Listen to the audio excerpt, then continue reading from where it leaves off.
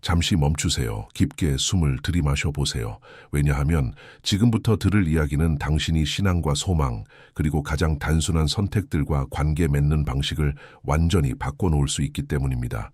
당신은 모든 것이 당신이 무엇을 하느냐, 얼마나 달리고 계획하고 밀어붙이느냐에 달려있다고 생각합니다. 하지만 만약 당신의 삶의 열매를 맺게 하는 진짜 원동력이 행동 전에 당신 영혼의 상태라면요, 대부분의 사람들은 복권을 살 때 행운을 기대합니다. 하지만 하늘은 운에 반응하지 않습니다. 당신 영혼의 진동에 반응합니다. 이 영상에서는 오래된 영적 원리를 하나 알게 될 것입니다. 많은 이들이 무시하지만 지혜로운 자들과 진정한 믿음으로 걷는 이들은 삶 속에서 실천하는 원리입니다. 그리고 당신이 마음을 바로잡고 이 네 단어의 힘을 이해하게 되면 결과가 나타나기 전부터 이미 인생이 달라지기 시작할 것입니다. 마지막까지 함께하세요. 이 깨달음은 기적을 바라며 사는 삶과 이미 기적을 품고 사는 삶 사이의 전환점이 될 수 있습니다. 당신은 웃으며 이렇게 생각할지도 모릅니다. 이건 그냥 복권일 뿐이야. 단순한 종이 한 장이 당신의 인생을 바꿀 수 있다고. 하지만 당신의 손끝이 그 화려한 희망의 종이에 닿기 전부터 이미 눈에 보이지 않는 어떤 것이 움직이기 시작합니다. 숫자나 확률보다 훨씬 깊은 무언가가, 그것이 바로 많은 사람들이 보지 못하는 오류의 지점입니다. 대부분의 사람들은 가슴이 두근거리고 생각이 뒤엉키고 속으로 간절히 외치면서 복권을 삽니다. 이번엔 제발 되게 해주세요. 하지만 사실 그들은 복권을 사는 것이 아니라 자신의 영혼을 드러내고 있는 것입니다. 그들의 발걸음을 움직이는 것은 믿음이 아닙니다. 두려움입니다. 신뢰가 아니라 희망으로 위장된 절박함입니다. 그리고 하늘은 행동이 아닌 그 행동이 나온 근원에 응답합니다. 혹시 이런 사람을 본 적 있나요? 삶이 어려워도 이상하리만치 평온함을 지니고 자연스럽게 문이 열리고 올바른 만남과 뜻밖의 공급이 따라오는 사람들. 그건 마법이 아닙니다. 그것은 정렬입니다. 하나님 안에서 안식하는 충만함에서 움직일 때 세상이 다르게 반응합니다. 하지만 결핍에서 이게 있어야 행복해질 수 있어 라는 상태에서 행동할 때 모든 것이 닫히고 막히고 손에서 흘러나갑니다. 당신의 내면의 에너지는 냄새가 납니다. 소리가 납니다. 색이 있습니다. 그리고 그것은 입으로 속삭인 어떤 기도보다도 더 크게 외칩니다. 이건 미신이 아닙니다. 성숙한 영성에 관한 이야기입니다. 모든 행동 이전에는 마음속의 움직임이 있습니다. 그리고 바로 그 움직임이 이후에 일어날 일을 결정합니다. 질문은 이겁니다. 당신의 행동은 어디에서 시작되었나요? 이 세상에 우연은 없습니다. 문이 그냥 열리는 일은 없습니다. 기적이 그냥 내려오는 법도 없습니다. 모든 것을 다스리는 조용하고도 영원한 법칙이 존재합니다. 조작이 아닌 존중만 가능한 신성한 질서입니다. 성경은 분명히 말합니다. 사람이 무엇으로 심든지 그대로 거두리라. 갈라디아서 6장7. 이것이 법칙입니다. 씨앗은 땅이 준비되었는지를 묻지 않습니다. 단지 심어진 그대로 반응할 뿐이며 그에 합당한 열매를 맺습니다. 이제 멈추고 생각해 보세요. 아무도 보지 않는 조용한 순간들 속에서 당신은 무엇을 심고 있나요?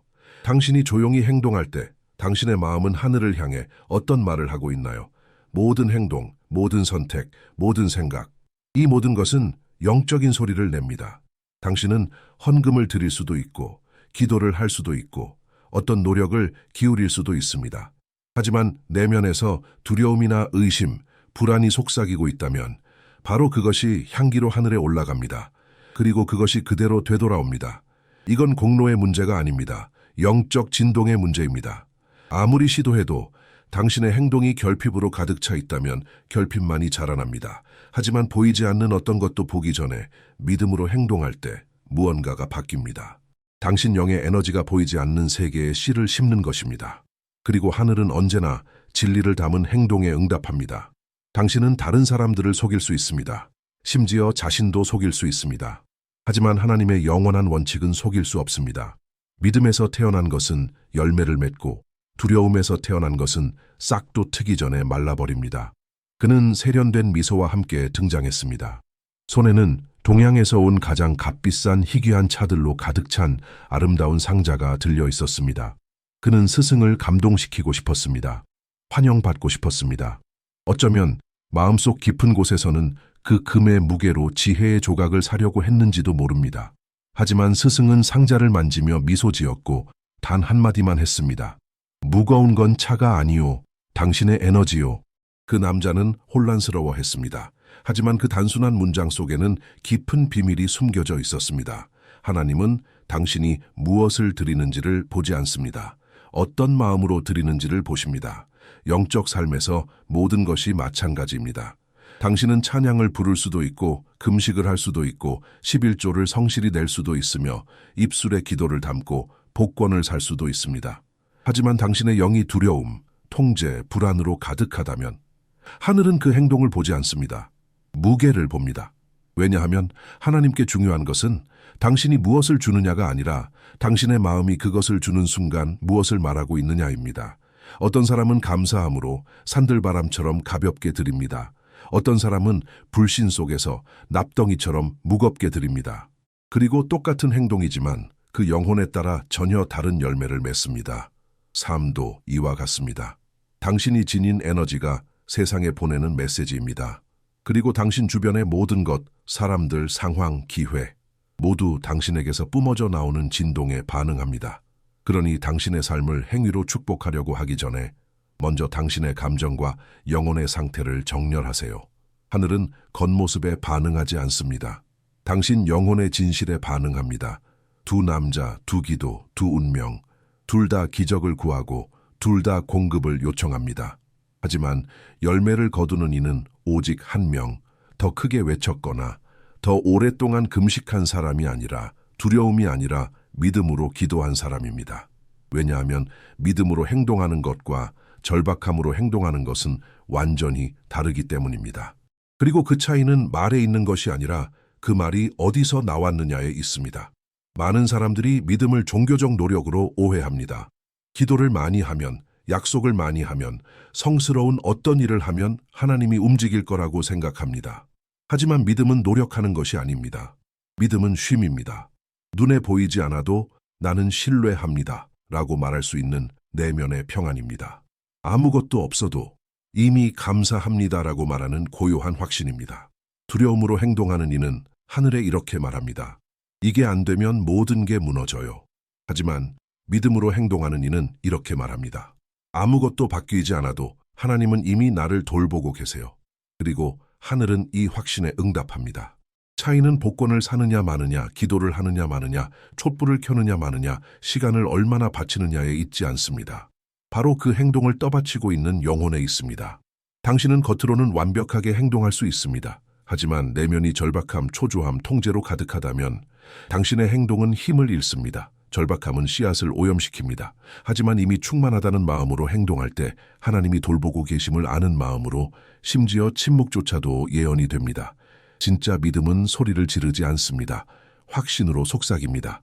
그리고 온 우주는 하나님 안에 닻을 내린 영혼 앞에서 고개를 숙입니다.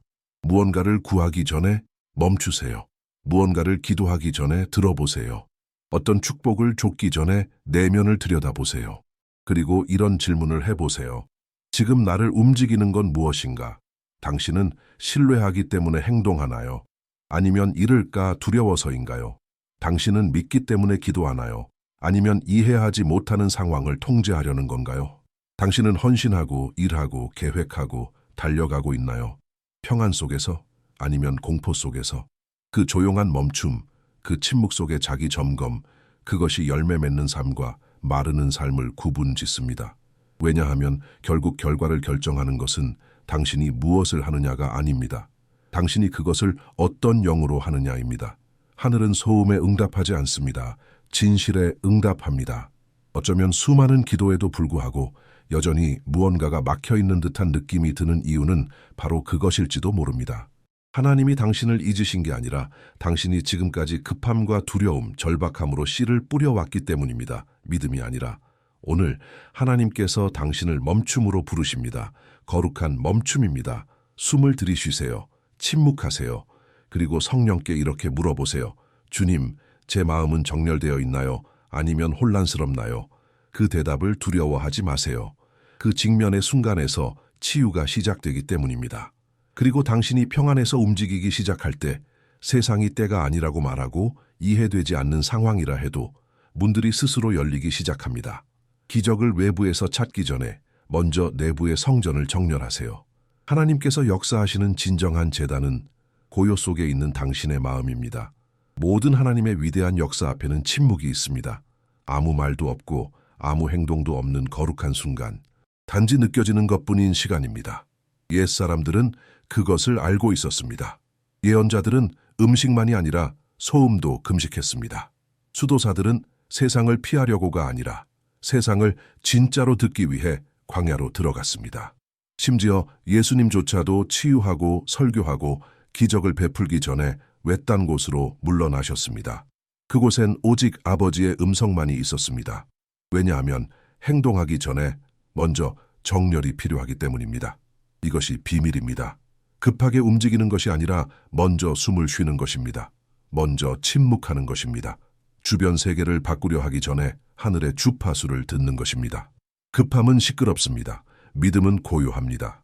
우리는 움직임을 진보로 착각하는 시대에 살고 있습니다. 하지만 방향 없이 움직이는 것은 단지 생산성으로 포장된 피로일 뿐입니다. 그리고 하나님은 소란 속에서 역사하지 않으십니다. 하나님은 멈춤 속에서 드러나십니다. 기다릴 줄 아는 영혼에게 나타나십니다. 모세가 시내산에서 그랬고, 엘리야가 동굴에서 그랬고, 마리아가 예수님의 발치에서 그랬고, 요한이 반모섬에서 그랬습니다. 모두 침묵 이후에 계시를 받았습니다. 비워짐 이후에, 내어 맡김 이후에. 당신은 해답을 원하시나요? 방향을 찾고 계신가요? 무언가가 마침내 일어나기를 바라시나요? 그렇다면 앞선 자들의 길을 따르세요. 조용히 하세요. 포기 때문이 아니라 경외심 때문입니다. 왜냐하면 고요함은 하늘이 속삭이는 장소이기 때문입니다. 그리고 그곳에서 들리는 단 하나의 말이 수천 번의 분주한 결정보다 더 큰 능력을 지닙니다. 네 단어, 간단하고 짧지만 분위기를 바꾸고 상처를 치유하며 운명을 재정렬시키는 힘이 담긴 말, 나 이미 축복받았네. 이건 그저 멋진 문구가 아닙니다. 자신을 설득하려는 시도가 아닙니다. 이것은 영적인 진리입니다. 평안한 마음으로 이 말을 할 때 이 말은 열쇠가 됩니다. 절박함으로는 절대 열 수 없는 문을 여는 열쇠입니다. 대부분의 사람들은 이렇게 말합니다. 난 이게 필요해. 아직 갖지 못했어. 난 축복을 기다리고 있어. 하지만 당신 안에 거하시는 영은 기다린 후에 믿지 않습니다. 믿기 때문에 보는 것입니다. 당신이 나 이미 축복받았네 라고 선언할 때 모든 게 완벽하다고 속이는 것이 아닙니다. 겉모습 너머를 선택해 보는 것입니다. 하늘을 향해 이렇게 말하는 것입니다. 비록 보이지 않아도 나는 신뢰합니다. 비록 손에 닿지 않아도 나는 받습니다. 왜냐하면 내 공급원은 보이는 것이 아니라 영원한 것이니까요. 이런 자세는 당신의 존재 자체를 바꿉니다. 사람들은 당신에게서 다른 무언가를 느낍니다. 삶이 새로운 방식으로 반응하기 시작합니다. 당신이 마법의 공식을 배워서가 아니라 당신의 영이 마침내 하나님의 진리와 정렬되었기 때문입니다. 당신은 이미 필요한 것을 가졌습니다. 축복은 노력하는 자에게 주어지는 상이 아닙니다. 신뢰하는 자에게 주어지는 실제입니다. 그리고 당신이 이미 받은 자처럼 살아갈 때 비록 부족함 속에 있어도 하늘은 보이지 않는 세계에서 이미 당신의 것이 된 것을 보이는 세계로 드러내기 시작합니다. 믿음은 보고 믿는 것이 아닙니다. 믿고 행동하는 것입니다. 이미 손에 쥔 자처럼, 이미 본 자처럼 살아가는 것입니다. 히브리서 11장은 말합니다. 믿음은 바라는 것들의 실상이요 보이지 않는 것들의 증거라고. 즉, 진짜 믿음은 기적이 일어났다는 증거 없이도 그렇게 사는 것입니다. 주변 모든 상황이 반대되더라도. 믿음으로 걷는 사람은 애원하지 않습니다. 하나님과 거래하지 않습니다. 하늘을 설득하려고 기도하지 않습니다. 믿음으로 걷는 사람은 받기 전에 감사하고 보기 전에 찬양하며 응답 전에 안식합니다. 하나님의 마음을 움직이는 것은 당신의 요청 강도가 아니라 당신이 기다리는 확신입니다. 당신은 평생 아름다운 기도를 드릴 수 있습니다. 하지만 마음속에서 여전히 의심하고 있다면 하늘은 당신의 말을 듣는 것이 아니라 의심을 듣습니다. 하지만 이렇게 말할 때 주님, 저는 이미 주님께서 모든 것을 돌보고 계심을 압니다. 저는 이미 축복받은 자입니다. 청구서가 아직 쌓여 있어도, 진단이 여전히 불리해도, 문이 아직 열리지 않았어도 그 순간 보이지 않는 곳에서 무언가가 움직이기 시작합니다. 그것은 당신이 자격이 있어서가 아닙니다. 당신이 믿기 때문입니다. 이 조용한 믿음, 이 잔잔한 확신, 이 미리 드리는 감사, 이것이 모든 것을 바꿉니다. 당신의 기도의 크기가 아니라 영혼의 음색이 관건입니다. 축복은 모든 일이 잘 풀릴 때 도착하는 것이 아닙니다. 어떤 보장도 없이 신뢰하기로 결심한 그 순간에 피어납니다. 이제는 당신의 차례입니다. 단지 듣는 것이 아니라 참여하는 시간입니다. 어떤 변화는 당신 안에 들어오는 말이 아니라 믿음으로 당신 입에서 나오는 말에서 시작됩니다. 그러니 지금 당신이 어디에 있든, 조용한 곳에 있든, 차 안이든, 어두운 방이든, 분주한 상황 한가운데든 제가 당신에게 단순하지만 깊이 있는 영적 행동을 초대합니다. 선포하세요. 잠시 눈을 감으세요. 깊게 숨을 쉬세요. 가슴에 손을 얹으세요. 그리고 당신의 영혼이 모을 수 있는 모든 진실을 담아 이렇게 말하세요. 나 이미 축복받았네. 다시 한번 말하세요. 이번에는 더 천천히 두려움, 의심, 조급함의 층을 통과하며 음절 하나하나를 느껴보세요. 나 이미 축복받았네. 당신은 이 말을 애원하듯 말하고 있는 것이 아닙니다. 인정을 담아 말하고 있는 것입니다. 당신은 마음을 속이려는 것이 아닙니다. 당신의 영혼을 깨우고 있는 것입니다. 왜냐하면 당신의 입이 하늘이 이미 선포한 진리와 정렬될 때 무언가가 깨어지고 풀리고 치유되기 때문입니다. 느껴진 후에 믿으려 하지 마세요. 변화를 위해 선언하세요. 당신의 목소리는 영적 권세를 지녔습니다. 그리고 그것이 믿음과 하나 될 때 보이지 않는 세계가 움직입니다. 이 말을 당신의 기도로, 방패로, 좋은 날과 나쁜 날의 대답으로 사용하세요. 잠들기 전에, 눈을 뜰 때, 나쁜 소식을 마주할 때마다 이렇게 선포하세요. 나 이미 축복받았네. 그러면 알게 될 것입니다. 이 진리는 당신의 에너지뿐만 아니라 당신의 현실을 바꿉니다. 폭풍의 중심, 바람이 울부짖고 모든 것이 통제 밖에 있는 것처럼 보이는 그곳, 거기엔 고요함이 존재하는 지점이 있습니다. 그것이 바로 태풍의 눈입니다. 모든 것이 혼돈 속에 돌고 있지만 그 중심에는 평안이 있습니다. 고요가 있습니다. 균형이 있습니다. 진정한 믿음은 당신 안에 그 중심을 만들어냅니다. 대부분의 사람들은 문제가 끝나야 평안이 온다고 믿습니다. 상황이 해결되어야 고요가 찾아온다고 생각합니다. 하지만 하나님의 평안은 다릅니다. 그것은 상황에 따라 존재하는 것이 아니라 상황에도 불구하고 존재합니다. 당신은 청구서에 둘러싸여 있을 수도 있고 불확실성과 어려운 진단들 가운데 있을 수도 있습니다. 거절과 상실, 침묵과 싸우고 있을지도 모릅니다. 하지만 당신의 내면이 하나님 안에 닻을 내렸다면 당신은 당신 안에 태풍의 눈을 지니고 있는 것입니다. 세상이 이해하지 못해도 하늘은 알아보는 고요의 공간입니다. 예수님께서 배 안에서 무엇을 하셨는지 기억하시나요? 제자들이 공포에 질려 있을 때 예수님은 주무시고 계셨습니다. 왜냐하면 예수님은 폭풍에 반응하지 않으셨기 때문입니다. 그분은 자신이 지닌 평안으로 상황을 다스리셨습니다. 그리고 그 동일한 평안이 지금 당신에게도 열려 있습니다.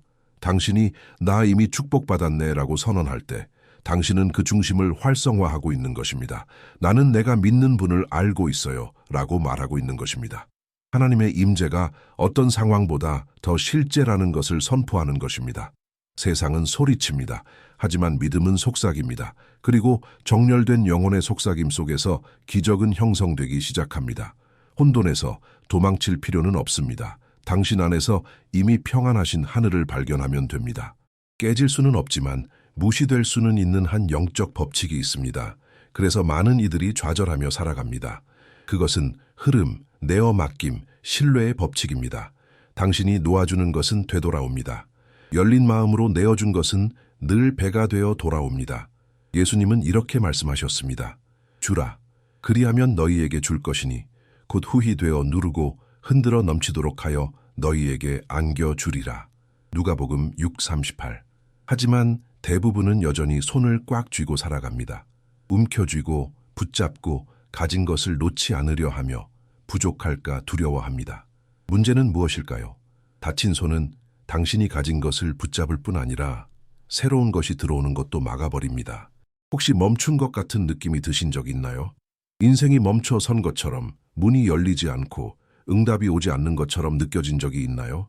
어쩌면 그건 기도가 부족해서가 아니라 흐름이 멈췄기 때문일 수 있습니다. 왜냐하면 축복은 강물과 같습니다. 흐를 때 정화하고 채우고 움직입니다. 하지만 그것을 막으려 하면 안에서 썩기 시작합니다. 잃을까 두려워하는 마음이 결국 잃게 만듭니다. 하지만 당신이 나 이미 축복받았네 라고 말할 때 당신은 나눌 만큼 충분히 가졌다고 선언하는 것입니다. 풍요가 눈앞에 보이지 않더라도 하늘을 향해 이렇게 말하는 것입니다. 나는 주님을 신뢰하기에 놓아줄 수 있습니다. 그리고 이 자세가 기적을 여는 열쇠가 됩니다. 하나님은 당신이 두려움으로 움켜쥐는 것을 증식시키지 않으십니다. 믿음으로 내어주는 것을 증식시키십니다. 시간을 나누세요. 용서하세요. 놓아주세요. 축복하세요. 부족한 때일수록 더 넉넉하게 걸음을 내디드세요. 신뢰하며 심는 자는 풍성함으로 거둡니다. 그리고 잊지 마세요. 기적은 당신이 움켜쥔 것에 있는 것이 아닙니다. 당신이 놓기로 결정한 그곳에 있습니다. 이제는 내려놓을 순간입니다. 통제를, 두려움을, 조급함을 내려놓으세요. 이 모든 것은 이미 해보셨죠. 그리고 아실 거예요. 얼마나 지치는 일인지. 당신의 시간에 당신의 방식으로 모든 것을 이뤄내려는 시도들이 얼마나 무거운지를. 하지만 이제는 내어 맡길 때입니다. 포기가 아니라 신뢰로 눈을 감고 깊게 숨을 쉬고 이렇게 말하세요. 주님, 나는 신뢰합니다. 여기 있습니다. 이 말들은 작지 않습니다. 이 말들은 재단입니다. 하늘을 향해 이렇게 말하는 것입니다. 저는 준비되었습니다. 어떤 것이든이 아니라 오랫동안 이미 준비되어 있던 그 계획에 정렬되기 위해서 바로 이곳에서 전쟁이 멈춥니다. 내면의 싸움이 항복합니다. 영혼이 안식을 만납니다. 당신은 더 이상 아무것도 증명할 필요 없습니다. 얻어야만 하고 자격을 갖춰야 하고 애써야 할 이유도 없습니다. 당신이 기억해야 할 것은 단 하나. 하나님의 임재 자체가 이미 가장 큰 선물이라는 것. 지금 이 순간 당신이 내려놓는 그 자리에서 보이지 않는 무언가가 움직이기 시작합니다. 당신이 올바르게 요청했기 때문이 아니라 마침내 저항을 멈췄기 때문입니다. 더 이상 새로운 약속도 아름다운 말로 신을 설득하려는 시도도 필요 없습니다. 하나님께서 원하시는 것은 당신의 온전한 내어맡김입니다. 당신의 고요한 항복한 마음입니다. 그리고 당신이 나 이미 축복받았네 라고 말할 때 당신은 단순히 선언하는 것이 아닙니다. 당신은 자리 잡고 있는 것입니다. 마음을 여는 것입니다. 하늘을 향해 말하는 것입니다. 흐르세요. 저는 준비되었습니다. 그리고 하늘은 항상 항복한 마음에 응답하십니다. 이제 더 이상 달릴 필요 없습니다. 더 이상 하나님께 무언가를 억지로 얻어내려는 듯이 싸울 필요도 없습니다. 왜냐하면 약속된 것은 애씀으로 쟁취하는 것이 아니라 믿음으로 받아들이는 것이기 때문입니다. 기적은 눈에 보이는 축복 이후에 시작되는 것이 아닙니다. 훨씬 이전에 시작됩니다. 마음이 신뢰를 선택한 그 바로 순간에. 그리고 지금 어쩌면 오랜만에 처음으로 깨닫게 될 것입니다. 복권이 중요한 것이 아니었습니다. 기도가 거래가 되어서는 안 됐습니다. 노력도 길이 아니었습니다. 모든 것은 오직 하나의 주제였습니다. 정렬. 당신이 이미 축복받았다는 진리와 정렬되는 것. 이 문장이 당신 안에 거처가 될 때 무언가가 달라집니다. 당신의 자세가 바뀝니다. 당신의 분위기가 바뀝니다. 당신 주변의 세상이 새로운 진동에 반응하기 시작합니다. 축복을 구걸하는 이의 진동이 아니라 상속자로 걷는 이의 진동. 당신은 이제 벽이라고만 느껴졌던 곳에서 문을 보게 됩니다. 조급함이 있던 곳에 평안이 생깁니다. 혼란이 있던 곳에 방향이 보입니다. 왜냐하면 하늘은 당신의 필요에 반응하지 않습니다. 당신의 신뢰에 드러나기 때문입니다. 기억하세요. 복권은 종이일 뿐입니다. 기도는 소리일 뿐입니다. 하지만 당신 영혼의 상태는 영원한 것입니다. 그러니 행동하기 전에, 구하기 전에, 결정하기 전에 멈추세요. 숨을 쉬세요. 그리고 이렇게 확신에 차서 말하세요. 나 이미 축복받았네. 그저 반복하는 사람처럼 말하지 마세요. 아는 사람처럼, 믿는 사람처럼, 폭풍의 중심에서 하늘의 속삭임을 들은 사람처럼 말하세요. 왜냐하면 이 진리와 정렬된 영혼은 이미 이긴 세상을 품고 있기 때문입니다.